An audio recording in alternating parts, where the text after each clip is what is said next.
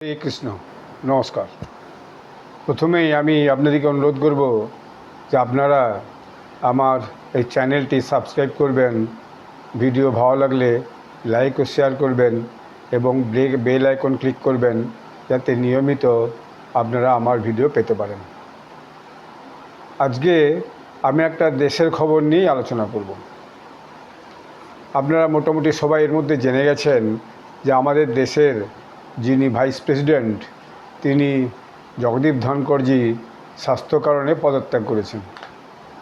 তারপরে সেই জায়গায় নির্বাচন হবে। সেই নির্বাচনে প্রতিদ্বন্দ্বিতা হবে দুই দলের মধ্যে, মূলত শাসক দল এবং বিরোধী দল। এই নির্বাচনের যে নমিনেশন ফাইল, সে নমিনেশন ফাইল হয়ে গেছে এবং এই নির্বাচনটা হবে 9 সেপ্টেম্বর। আর এই 10-12 দিন দেরি আছে। এখন এর যে দুই পক্ষ যাদের প্রার্থী করেছে তার মধ্যে বিজেপির যে এনডিএ, তারা সিপি রাধাকৃষ্ণনকে প্রার্থী করেছে।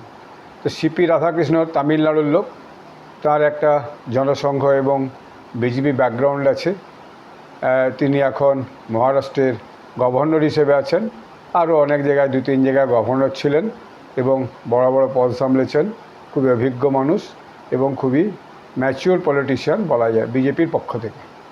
এর বাইরে বিরোধী পক্ষের পক্ষ থেকে, অপোজিশন দলের পক্ষ থেকে যাদের প্রার্থী করা আছে, তিনি হচ্ছেন বি সুদর্শন রেড্ডি। তিনি অপোজিশন দলের ভাইস প্রেসিডেন্ট ক্যান্ডিডেট হয়েছেন। তিনি মূলত অন্ধ্রপ্রদেশের লোক। তিনি একজন এক্স জাস্টিস, তিনি সুপ্রিম কোর্টের বিচারক ছিলেন। তিনি দাঁড়িয়েছেন বিরোধী পক্ষ থেকে।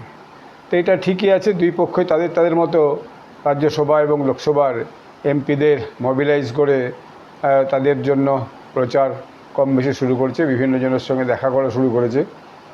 যেটা এনডিএর পক্ষ থেকে যে সিপি রাধাকৃষ্ণনকে করা হয়েছে, তিনিও যে এনডিএ যে সমস্ত যে সঙ্গীত এমপি তাদের সঙ্গে দেখা করছেন, কথা বলছেন। তার বিভিন্ন ছবি এবং ভিডিও নিয়মিত মিডিয়া এবং সোশ্যাল মিডিয়াতে আসছে। এর বাইরে ডক্টর জাস্টিস বি সুদর্শন রেড্ডি, তিনিও হচ্ছে যে বিরোধী দলের যে গাঠবন্ধন, যে সঙ্গী দলগুলো আছে, তাদের বিভিন্ন এমপি এবং রাজ্যসভা লোকসভার তাদের সঙ্গে দেখা করছেন। সেসব ছবি ভিডিও কিন্তু এসছে। তিনি এক্স জাস্টিস মূলত। তো এরপরে হঠাৎ করে কী হয়েছে, এই কদিন আগে স্বরাষ্ট্রমন্ত্রী অমিত শাহজি তিনি গেছিলেন কোচিতে, কেরালার কোচিতে। সেখানে মনোরমা বলে একটা টিভি চ্যানেল আছে, তাদের একটা মস্ত বড় অনুষ্ঠান ছিল। সেই অনুষ্ঠানে যে তিনি যে বক্তব্যটা রেখেছেন, সেই বক্তব্যের মাঝে তিনি এই যে বিরোধী গোষ্ঠীর যে প্রার্থী যিনি হয়েছেন এক্স জাজ সুপ্রিম কোর্টে বি সুদর্শন রেড্ডির, তার নিয়ে একটা কথা বলেছেন, যেটা নিয়েই এখন মূলত হচ্ছে খুব হইচই পড়েছে। কি বলেছেন তিনি বলেছেন যে এই যে বি সুদর্শন রেড্ডি, তার নেতৃত্বে বা তিনি 2011 সালে যে সালভা জুড়ুম বলে যে ছত্তিশগড়ে একটা আত্মরক্ষাকারী গোষ্ঠী হয়েছিল, সেই গোষ্ঠীটাকে বন্ধ করে দেন। যার জন্য যে নকশাল আন্দোলন, সেই আন্দোলনটা এতদিন পর্যন্ত টানতে হচ্ছে। সেটা চালু থাকলে নকশাল আন্দোলনটা অনেক দিন আগেই বদলে যেত। এই যে তিনি বোম ফাটিয়েছেন, এখন এই নিয়ে চারদিকে পক্ষে বিপক্ষে সমালোচনা এবং তার বিভিন্ন আলোচনা শুরু হয়েছে। যদিও মিস্টার রেড্ডি তিনিও এর কাউন্টার করেছেন। তিনি বলেছেন আসলে সেই বিচারটা ছিল সুপ্রিম কোর্টের বিচার, আমার ব্যক্তিগত কোনো বিচার নয়। সেটা তিনি অবশ্য ঠিকই বলেছেন, যখন তিনি চেয়ারে বসে থাকেন তখনকার সেই বিচারটা সুপ্রিম কোর্টের বিচার। কিন্তু মুশকিল হচ্ছে কি, যে জনগণের কাছে মেসেজ গিয়ে যাচ্ছে, সেইটা হচ্ছে মস্ত বড় ব্যাপার। এবং এই এমপিদের মধ্যে কী ধরনের প্রেশার ক্রিয়েট হচ্ছে, সেইটা হচ্ছে একটা মস্ত বড় ব্যাপার। কারণ তার এই সমস্ত ঘটনা যখনই বেরিয়ে এসেছে, তখনই দেশে এটাকে নিয়ে ভয়ানকভাবে আলোচনা শুরু হয়েছে। আসলে যে সলমা জুড়ুম এইটা হচ্ছে যে, বা সালওয়া জুড়ুম, এইটা হচ্ছে যে নকশালদের বিরুদ্ধে একটা গোষ্ঠী, গ্রামীণদের গোষ্ঠী। এখন ছত্তিশগড়ের বিভিন্ন যে জেলা আছে বা বিভিন্ন অঞ্চল আছে, সেই জায়গায় একটা সময় নকশালদের ব্যাপক প্রভাব ছিল। মহারাষ্ট্র, ছত্তিশগড়, মধ্যপ্রদেশ, সেখান থেকে উড়িষ্যার একটা অংশ, ঝাড়খণ্ড, বিহার, পশ্চিমবাংলার একটা অংশ, বনাঞ্চল অংশ নকশালদের একটা বিশাল ক্ষেত্র হয়ে দাঁড়িয়েছিল। এবং এটা শোনা যায় নাকি একবারে নেপাল পর্যন্ত টানা একটা করিডোর ছিল এদের। সেটা অনেক পুরনো ঘটনা, কিন্তু আমি এই ঘটনার মানে খানিকটা যে যখন ঘটেছে তখন বিভিন্ন খবরাখবরগুলো পড়েছি খবরের কাগজে, বা বিভিন্ন খবরাখবর শুনতে পাওয়া যেত। তো এইটা ছত্তিশগড়ে একটা ভয়ানক আকার ধারণ করেছিল। এখন এই যে নকশাল গোষ্ঠী ছত্তিশগড়, এরা কী করতো, এরা গ্রামে গিয়ে জোর করে যুবকদিকে তুলে নিয়ে আসতো, না এলে পরে তাদেরকে মারধর করতো, এমনকি অনেক ক্ষেত্রে তাদেরকে গুলি করে মেরেছে বা ফাঁসিও দিয়েছে। মহিলাদিকেও জোর করে তুলে নিয়ে আসতো এবং মহিলাদিকেও তাদের দলে সামিল হওয়ার জন্য বাধ্য করতো, তাদেরকে ট্রেনিং দিত, তাদের সাথে বন্দুক ধরিয়ে দিত এবং বাধ্য করতো তাদের সঙ্গে এই নকশালবাদী আন্দোলনে যুক্ত করতো। এখন নকশালদের বেসিক মোটরটা হচ্ছে, যেটা আমি যতটুকু জেনেছি বা বুঝেছি, সেটা হচ্ছে বন্দুকের নলের মধ্যে দিয়ে ক্ষমতা দখল করা। এখন এই কাজটাতে তাদের তো লোক চাই, ফলে স্বভাবতই তারা তাদের নিজেদের দলের সংখ্যা বাড়াবার জন্য যুবকদিকে ভর্তি করতো বিভিন্নভাবে। তার মধ্যে একটা ভয় দেখিয়েও ভর্তি করে একটা ব্যাপার ছিল, যেগুলো সাধারণভাবে এই সমস্ত সংগঠনের প্রায় সব ক্ষেত্রেই হয়। অর্থাৎ যুবকদিকে ভয় দেখিয়ে ঘর থেকে জোর করে তুলে নিয়ে এসে বা বিভিন্ন লোভ দেখিয়ে তাদের হাতে বন্দুক ধরিয়ে তাদের জলের মধ্যে নিয়ে আসা, তাদেরকে হাজির করা এবং তাদেরকে নেতা বানিয়ে দেওয়া এবং বিভিন্ন গ্রামগঞ্জের লোকের কাছ থেকে চাঁদা আদায় করা, জোর করে গিয়ে খাবার আদায় করা তাদের কাছে, জঙ্গলের মধ্যে যে সমস্ত গ্রাম আছে এই সমস্ত কিন্তু হতো বলে শোনা যায়। তো প্রত্যক্ষদর্শী তো আমরা কেউ নই, অতএব সেটা বলা যাবে না। আমি শোনা কথা বা খবরের কাগজে পড়া কথাই বলছি, পুরাতন মেমোরির থেকে আমি এটা বলছি। এবার এর বিরুদ্ধে একটা আন্দোলন শুরু হয় গ্রামীণদের নিয়ে, সেইটাই হচ্ছে এই সালওয়া জুলুম। তো এই সালওয়া জুলুম এইটা শুরু হয়েছিল 2005 সালে। এটা যে শুরু করেছিল সে একজন কংগ্রেস নেতাই ছিল কিন্তু, এবং ছত্তিশগড়ে তখন সরকার ছিল রমন সিংয়ের সরকার, বিজেপির সরকার। হ্যাঁ, তিনি ডক্টর রমন সিং ছিলেন সেখানকার মুখ্যমন্ত্রী। সেই রমন সিংয়ের সরকারের সময় এই কিন্তু কংগ্রেসের বিরোধী দলের নেতাও ছিল অ্যাসেম্বলিতে, কিন্তু পরে সে এই সালওয়া জুলুম এই সংগঠনটা তৈরি করে এবং এই সংগঠনটা তৈরি করার পর তার নাম ছিল মহেন্দ্র কর্মা। তো এই মহেন্দ্র কর্মা এই কাজে অনেক বেশ নাম অর্জন করে, যে ঠিক আছে নকশালদের বিরুদ্ধে একটা গ্রামীণদের সংগ্রাম, একটা গ্রামীণদের আন্দোলন শুরু হয়েছে। এটা প্রাথমিকভাবে শুরু হয়েছিল যে ইনসার্জেন্সিটা হচ্ছে তার একটা কাউন্টার ইনসার্জেন্সি অপারেশন তৈরি করা। তো এতে ছত্তিশগড় পুলিশ সাহায্য করতো, তারা এই গ্রামীণ যুবকদিকে বন্দুক দিত, প্রশিক্ষণ দিত এবং জোর করে গ্রামে যদি নকশাল এসে ঢুকতো তারপরে তারা তার সঙ্গে কাউন্টার করতো। তো ফলে এই নকশালদের কাছে একটা মস্ত বড় মানে থ্রেট হিসাবে কাজ করছিল।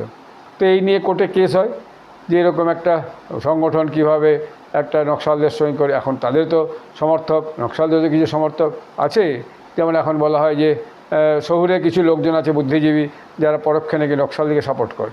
তো এরকম আমরা বিভিন্ন ঘটনা বিভিন্ন সময় বিভিন্ন পেপারে পড়ে আসছি।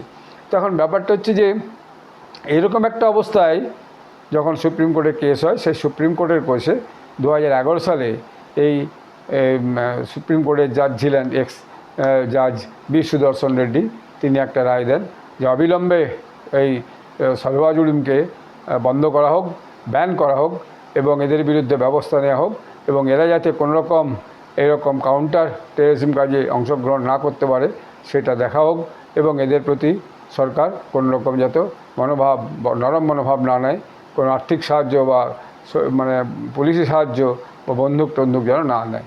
তো এইটা ফলে ছিল স্বাভাবিকভাবেই সেই দলটাকে ব্যান করা হয়, সালওয়া জুলুমকে। পরবর্তীকালে 2013 সালে এই মহেন্দ্র কর্মাকে নকশালরা গুলি করে খুন করে। এখন এই যে বিষয়টা হয়েছে, এই বিষয়টা এখন খুব চর্চার মধ্যে এসে গেছে যে তাহলে যদি তখন সত্যি কি যেটা আমাদের স্বরাষ্ট্রমন্ত্রী বলেছেন, তখন যদি সালওয়া জুলুমকে এইভাবে সুপ্রিম কোর্ট বন্ধ না করে দিত, গ্রামীণদের যে আত্মরক্ষার অধিকার, তাদের যে জোর করে যেভাবে তোলা হচ্ছে সেটাকে বন্ধ করার অধিকার, সেইটা তাহলে বোধহয় এতদিন এই নকশালদের আন্দোলনটা এখন পর্যন্ত টেনে আনতে তারা পারত না। এখন যেমন স্বরাষ্ট্রমন্ত্রী অমিত শাহ বলে দিচ্ছেন আমি 2026 সালের মধ্যে নকশাল আন্দোলন শেষ করবই, এবং নকশাল আন্দোলন এখন প্রায় শেষ হওয়ার মুখেই। এই পশ্চিমবঙ্গে এখন নকশাল আন্দোলন নেই, এটা আমরা দেখতেই পাচ্ছি। জঙ্গলমহল এলাকাতে যে নকশাল আন্দোলন ছিল, কোনো খবর কিন্তু ইদানিংকালে কোনো পাস হয়নি। এখন এই ঘটনার পরে এখন যেটা ঘটেছে সেটা হচ্ছে সেই নকশাল আন্দোলনের যারা ভিকটিমস তারা এখন মুখ খুলেছে, আর জাজেরাও এখন মুখ খুলেছে। তো জাজেদের একটা গোষ্ঠী 18 জন বোধহয়, সম্ভবত 18 জন, 17-18 জন, তারা এই যে অমিত শাহ যে বক্তব্যটা বলেছেন সেই বক্তব্যের বিরোধিতা করেছেন এবং লিখিত বলেছেন যে এইভাবে এরকম বক্তব্য বলা ঠিক হয়নি এবং এটা একজন দেশের এত বড় উচ্চ পদে বসে থাকা মন্ত্রীর পক্ষে বলা সম্ভব হয়নি, এটা তারা বলেছে। তারপরে দেখা যাচ্ছে এখন বিরুদ্ধ হয়ে 56 জন এক্স জাজ সুপ্রিম কোর্টের, তার মধ্যে 2 জন চিফ জাস্টিস সদাশিবন এবং রঞ্জন গগৈ, তারা এবং তার সঙ্গে আরও যে বিচারকরা ছিলেন তারা রিটায়ার্ড লোক, অবসরপ্রাপ্ত বিচারকরা, তারা অমিত শাহর বক্তব্যকে সমর্থন করে তারা বক্তব্য রেখেছেন, স্টেটমেন্ট দিয়েছেন যেটা অমিত শাহ যেভাবে যে কথা বলেছেন এটা সত্যি কথা। বিচারকদের এবং রিটায়ার্ড বিচারকদের এই জাতীয় দ্বন্দ্বের মধ্যে এবং এই জাতীয় বিষয়ের মধ্যে ঢোকা উচিত নয়। এখন এটাকে নিয়ে একটা মিডিয়াতে ভীষণ চর্চা শুরু হয়েছে। এর বাইরে যেটা ঘটেছে সেটা হচ্ছে যেটা বলছিলাম সেটা হচ্ছে নকশাল ভিকটিম যারা ছত্তিশগড়ের, তারা এবারে প্রকাশ্যে এসেছে। তাদের মধ্যে একজন সিয়ারাম রামটেকে, তিনি বস্তার জেল থেকে বলেছেন তিনি এখন উপসরপঞ্চ, তিনি বেরিয়ে এসেছেন, এসে মিডিয়াকে জানিয়েছেন যে নকশালরা তাকে 4টা গুলি করেছিল এবং সে গুলি করার পর যখন পড়েছিল তারা ভেবেছিল সে মরে গেছে, তারপর তারা সেখান থেকে চলে যায়। কিন্তু পরে সেই সিয়ারাম রামটেকে সে হাসপাতালে ভর্তি হয়ে দীর্ঘদিন অসুস্থতার পর সে কিন্তু সেখান থেকে সেরে উঠে এখন সে বেঁচে আছে। সে এখন বলেছে এর উত্তর কে দেবে, আমি এইভাবে 4টা গুলি খেয়ে মৃত্যুবস্থায় পড়েছিলাম, এতদিন হসপিটাল থেকে যে আমি বেরিয়ে এসেছি, এসে এখন সহসরপঞ্চ হয়েছি এবং আমি কাজ করছি, আমার পরিবারকে কে জবাব দেবে। অতএব এই যে বিরোধী দলের যিনি প্রার্থী হয়েছেন বি সুদর্শন রেড্ডি, তাকে আমরা অনুরোধ করছি কোনো এমপিরা যেন তাকে ভোট দিয়ে জয়লাভ না করান, যিনি আমাদের সলোয়া জুলুমকে বন্ধ করার জন্য আমাদের যারা সলোয়া জুলুম সেই সময় করত তাদের বহু লোকজনকে কিন্তু নকশালরা পরবর্তীকালে খুন করেছে, মার্ডার করেছে, ধরে নিয়ে গিয়ে ফাঁসিতে চড়িয়েছে, এসব কিন্তু করেছে। ফলে তাদের যে দমন পীড়ন সেটা ভয়ানকভাবে হয়েছে। শুধু তাই নয়, তারপরে একটা অশোক গন্দামি বলে একজন বেরিয়ে এসেছেন, তিনি বলেছেন আমার এক কাকা ছিলেন যাকে আইডি দিয়ে ব্লাস্ট করে মেরে দিয়েছিল নকশালরা, সে তার একটা ছোট্ট বাচ্চা মেয়ে তাকে রেখে দিয়ে যে চলে গেছিলো, সে অনাথ হয়ে গেছিলো এবং সে বিকলাঙ্গ হয়ে গেছিলো, সেই পরিবারটাকে কে উত্তর দেবে।